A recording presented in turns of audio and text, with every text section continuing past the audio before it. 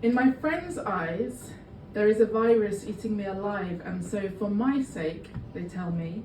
they've decided to starve it of oxygen. In reality, the virus eating me alive is in my own eyes, and thriving on darkness, every time I blink, my blood-retinal barrier shrinks my capacity to see when a symptom presenting as one thing is really another. Intellectually, I know there is a human being out there, somewhere, alive,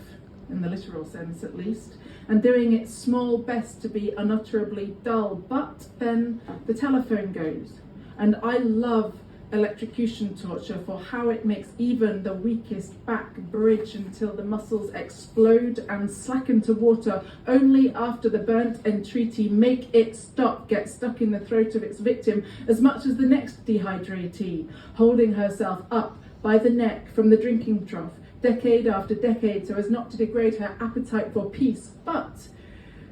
even so, torn connective tissue takes time to repair, and I need to know where my agency ends and involuntary contractions make me mechanical. How about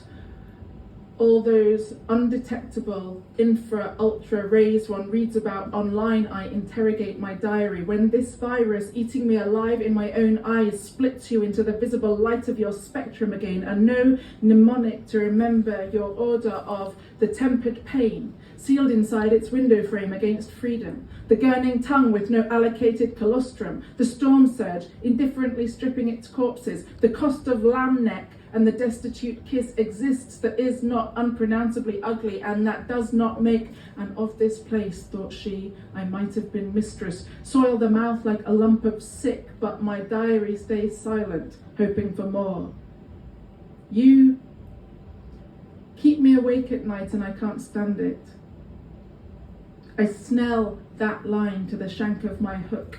to tension a culprit to thrash against when I'm ovulating, and that in the mood to remind myself that the ribbon caught on the fence might not delude itself with the thought that it is dancing, or that it and the splinter that pierces it are anything other than an accident of friction, but that I am more optimistic than ribbon, whose humiliating task is limited to trimming, tying, binding the perimeter skin of its object forever outside, where I stay in, wrist bone deep, fisting the heart of everything. When reality shares its donut with me, I insist on the whole and make it keep hold of the ring. A love that never grows stale is not to be sniffed at. There is no risk that, surfeiting, the appetite may sicken and so die if, when the body aches to be held, its love is always elsewhere, declaring itself through radio waves, like the syllable alone is filling enough to get fucked by, though all the lonely body really craves is to be fought for once more by something prepared to press naked against its belly,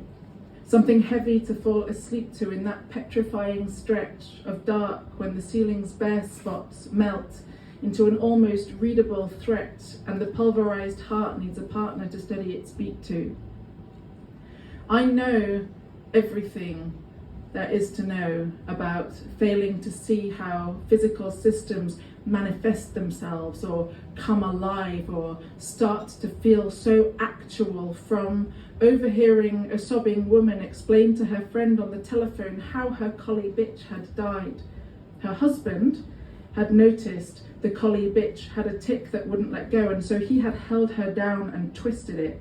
And when that didn't work, his friend had held her down instead, so the husband could attack that tick with a scalpel and put an end to his bitch's screaming. But the bloody tick he held in his hand, triumphant at the end, was a nipple, and the bitch bled out.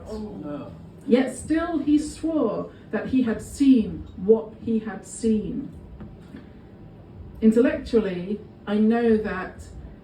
when I do not stop to think, I feel I love, and when I stop to think, I fear, I only need, and long have I tried to demarcate the healthy from the rotten, but it's not possible to de-blue a block of Stilton, and you and I have also cultured too much all one body to undo. Intellectually, I know that that's not true. I know that love is not a boat, it's glue. and I am stuck to it, not you. And just as if a tongue attacks a salt lick wrapped in plastic, it will not get through, so being stuck to love means love like Lucky Pierre by touching both divides us both in two. That's where I'm going to end it.